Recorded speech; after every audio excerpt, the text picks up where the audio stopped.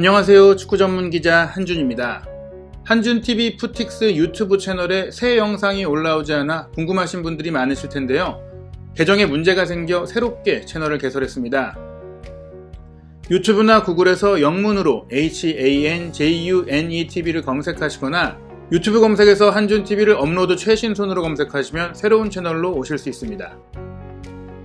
토트넘 허스퍼의 2021-2022 시즌은 총 5경기만 남았습니다. 모두 프리미어리그 경기이고 마지막 미션은 챔피언스리그 진출 티켓이 주어지는 리그 4위에 오르는 것입니다.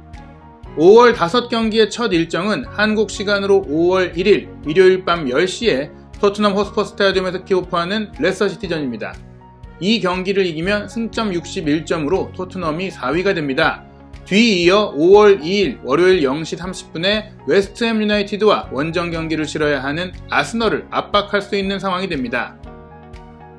지난 2019년에 개장한 신축 홈경기장 토트넘 호스퍼 스타디움은 62,850명의 관중을 수용할 수 있습니다. 토트넘의 올 시즌 잔여 5경기 중 3경기가 홈경기인데요. 토트넘 호스퍼는 구단 공식 채널을 통해 레스터시티전부터 아스널전, 번리전까지 3경기 티켓이 모두 매진되었다고 알렸습니다. 토트넘은 6만여 홈관중의 압도적 응원 속에 전승에 도전합니다. 해리 케인의 골프 논란부터 안토니오 콘테 감독의 파리 생제르맹 이적설까지 브라이튼 앤 호브 알비온의 0대1로 지고 브렌트포드와 0대0 무승부로 리그 4위에서 내려온 뒤 지난 일주일 토트넘은 혼란한 소문 속에 시간을 보냈는데요. 레스터시티와 주말 경기를 앞두고 토트넘 선수단의 분위기를 알 수 있는 현장 사진이 공개됐습니다. 콘테 감독은 여느 때처럼 차분하게 훈련을 지휘했는데요. 훈련 현장의 스포트라이트는 손흥민 선수가 받았습니다.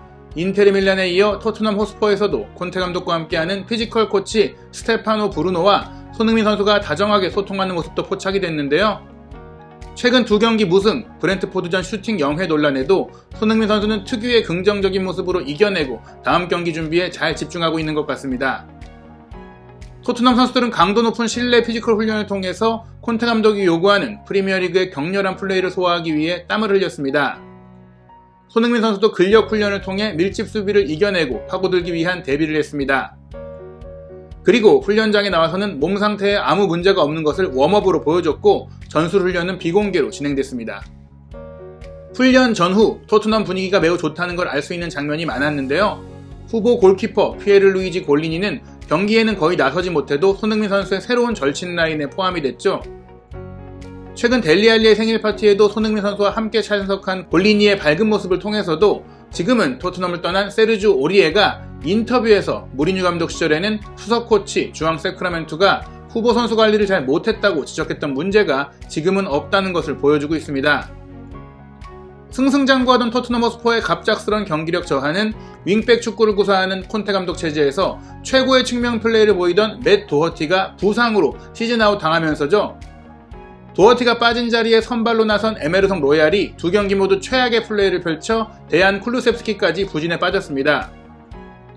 브라이튼전과 브렌트포드전에 토트넘이 무득점에 그친 이유는 에메르송 로얄이 오버래핑도 잘 못하고 전진 패스도 못하는 데다 수비적으로도 좋은 모습을 보이지 못해 10명으로 뛴 것 같은 상황이 됐기 때문입니다.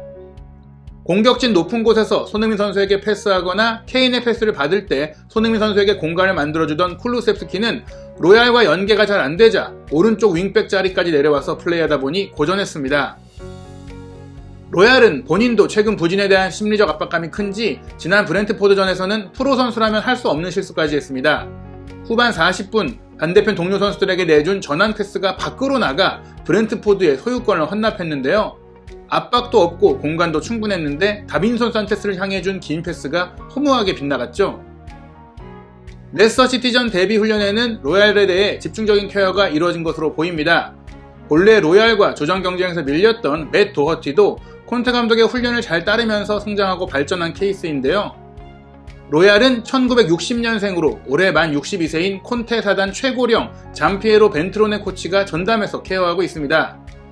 1990년대 유벤투스 코치로 콘테를 선수로 지도하기도 했고요. 장수 수닝, 광저우 에버그란데 등에서 중국 슈퍼리그 무대도 경험한 컨디셔닝 코치인데요. 로얄의 경기력 문제를 해결하기 위해 세심하게 케어하는 모습이 포착됐습니다. 할아버지 코치 벤트로네는 로얄에게 근거리에서 공을 굴려주는 등 기본기부터 다시 쌓고 실수 없이 경기력을 발휘할 수 있도록 지도하기도 했습니다. 도어티는 물론이고 이미 자폐 탄감각까지 부상으로 시즌아웃된 토트넘은 로얄이 유일한 전문 오른쪽 윙백 자원입니다. 다른 선수를 그 자리에 쓰는 모험수보다는 로얄을 훈련을 통해 빠르게 개선시키는 게 더 나은 선택일 수 있습니다. 토트넘 호스퍼는 새로운 부상 선수는 없는 듯합니다. 지난 주말 브렌트포드전에 뛴 선수들 모두 문제없이 훈련했습니다. 로드리고 벤탄쿠르도 강도 높은 체력 훈련을 잘 소화하며 입단 후 연이은 선발 출전에 과부하 없이 레스터시티전을 준비하고 있습니다. 레길론의 모습이 보이지 않은 게 조금 우려되는 가운데 라이언 세세뇽은 부상 재발 걱정 없이 근력 운동을 정상 소화했습니다. 센터백 다이어 역시 몸에 문제가 없는 모습 보였습니다. 골프 논란이 있었던 해리 케인도 높은 집중력을 보이며 훈련장에서 결정력을 다듬었습니다.